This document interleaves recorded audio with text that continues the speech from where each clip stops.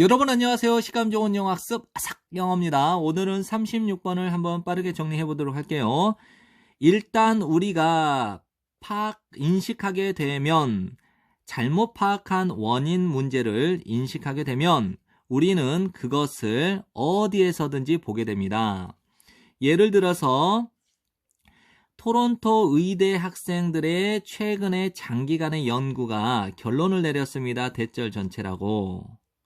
의대의 학급 실장들이 평균적으로 2.4년 덜 살게 되었대요. 누구보다? 다른 의대생 졸업생들보다 평균 2.4년 덜 살게 되었다라고 결론을 냈대요. 이런 연구가 있었대요. 즉 의대의 학급 실장이 되었던 사람은 평균 2.4년의 수명이 더 적었다라는 거.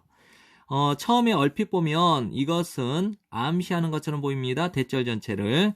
의대의 학급 실장이 되는 것이 여러분에게 좋지 못하다라는 거, 건강에 좋지 못하다라고 하는 것을 암시하는 것처럼 보입니다.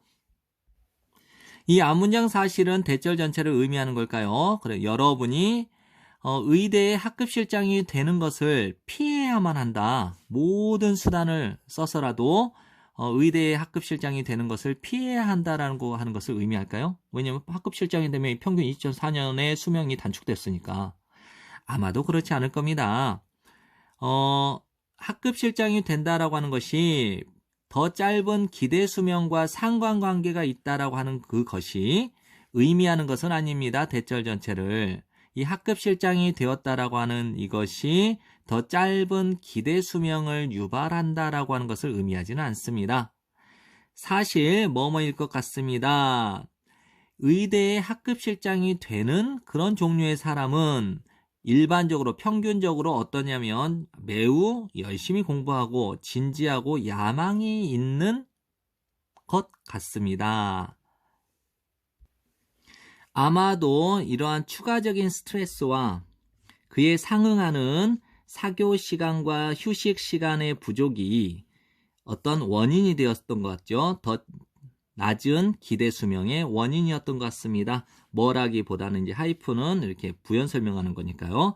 학급 실장 그 자체가 되는 것이라기보다는 그냥 추가적인 스트레스와 그 다음에 그에 상응하는 사교와 휴식의 시간의 부족이 더 낮은 기대 수명의 탓이었던 것 같습니다.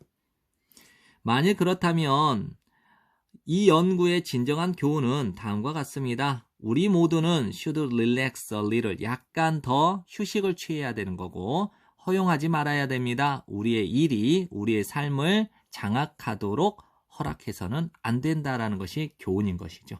네, 지금까지 공부한다고 고생 많으셨고요. 복습 많이 하시고 좋은 성적 받으세요.